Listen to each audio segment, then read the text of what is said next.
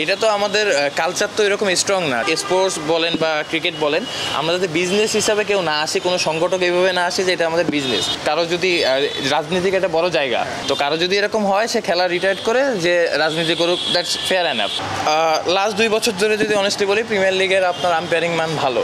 এর আগে তো আপনারাও জানেন যে কিছু জায়গায় আম্পায়ারিং নিয়ে কথা হতো, এবং যেটা লাস্ট 2 বছর ধরে অনেস্টলি যদি বলি, আম্পায়ারিংয়ের মানটা অনেক বেশি। আপনাদের ধন্যবাদ দিতে চাই, কারণ মিডিয়ার কারণে, আপনারা বলার কারণে অনেক বেশি একটা প্রপার জিনিসটা আসছে আমার কাছে। আমি যতটুকু জানি, হয়তো আপনারা আমার থেকে ভালো জানবেন, সেকেন্ড ডিভিশন থার্ড ডিভিশন অবস্থায় এই জিনিসটা ক্যামেরাও থাকে না, এত মিডিয়াও থাকে না, ওই জায়গায় জিনিসগুলো অনেক কিছু হয়। তো এই জিনিসগুলো তো একটা প্রসেসের ফল।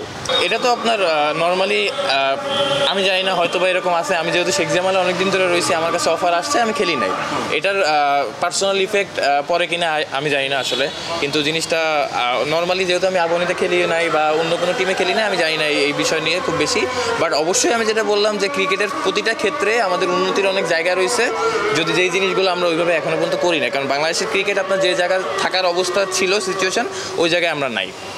না, এটা হতে পারে, বাট আবহানিতে যারা খেলেছে আমার কাছে মনে হয় যে ওয়েল এস্টাবলিশ প্লেয়াররাই খেলেছে, কারণ যারা ন্যাশনাল টিমে খেলতেছে ওই অনুযায়ী তারা মানে তাদের ওইখানে নিয়ে কোনো কোশ্চেন মার্ক নাই। বাট অবশ্যই কিছু জিনিস হয়তো থাকতে পারে, যে জিনিসগুলো হচ্ছে ইভেনচুয়ালি প্রিমিয়ার লিগেও আপনার অনেক ফ্যাক্টর থাকে, যে মাঠের ফ্যাক্টর, কোন গ্রাউন্ডে খেলা হইতেছে, এই জিনিসগুলো তো সুবিধা, যদি কারো এরকম পাওয়ার থাকে সুবিধা নিতেই পারে। এটা আসলে মানে ওইভাবে বলার কিছু নাই। তাই এটা তো আমাদের কালচার তো এরকম স্ট্রং না, যার কারণে আপনার একটা প্লেয়ার কোন জায়গায় ব্যাটিং করতেছে, কোন সিচুয়েশনে ব্যাটিং করতেছে।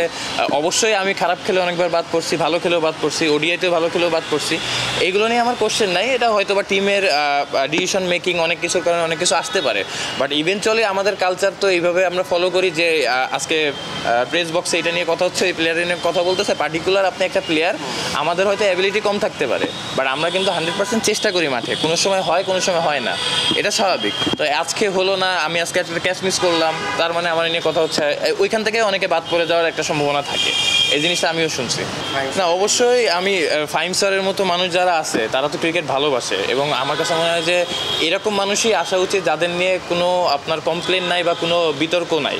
তো অবশ্যই আমার কাছে মনে হয় যে এরকম ভালো মানুষরা আসবে। ইভেনচুয়ালি আমি যেটা বলছি, এখন বোর্ডেও অনেক ভালো মানুষ আছে, যারা হয়তো তাদের কাজ করার সুযোগ পায় নাই, বা ওই সুযোগটা মানে এত মানুষের ভিড়ে হয়তো ওই 4-5 জন মানুষের ভালো কাজের কোনো ভ্যালু গড়ে ওঠে নাই। বাট অবশ্যই তারাও হয়তো এরকম সুযোগ পেলে ভালো কাজ করবে। এবং যেটা আমি খুব ভালো করে বলতে চাই, যে ক্রিকেটের এই জিনিসটা যাতে আমরা স্পোর্টস বলেন বা ক্রিকেট বলেন, আমরা যাতে বিজনেস হিসাবে কেউ না আসি, কোনো সংগঠক এইভাবে না আসি যে এটা আমাদের বিজনেস করার অনেক সেক্টর আছে। স্পোর্ট জগৎটা হচ্ছে বিজনেস না। এখন দেখবেন ম্যাক্সিমাম, যদি আমি এখানকার কথা না বলি, আমাদের নিচেও যারা আছে, ডিভিশন বলেন, ডিস্ট্রিক্ট বলেন, সবাই যে ইলেকশন করে, এইটা হয়। রাজনীতি নিয়ে আমি এত কথা বলতেছি না, সব রাজনৈতিক মানুষরা এই জায়গায় আসতেছে, তো তাদের এখানে থাকার জন্য না।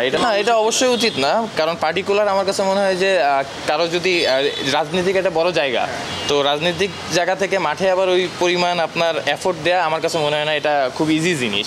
তো কারো যদি এরকম হয় সে খেলা রিটায়ার্ড করে যে রাজনীতি করুক, দ্যাটস ফেয়ার এনাফ। বাট অবশ্যই খেলা চলাকালীন অবস্থায় আমার কাছে মনে হয় যে কিছু জিনিস প্রোটোকল অবশ্যই থাকা উচিত।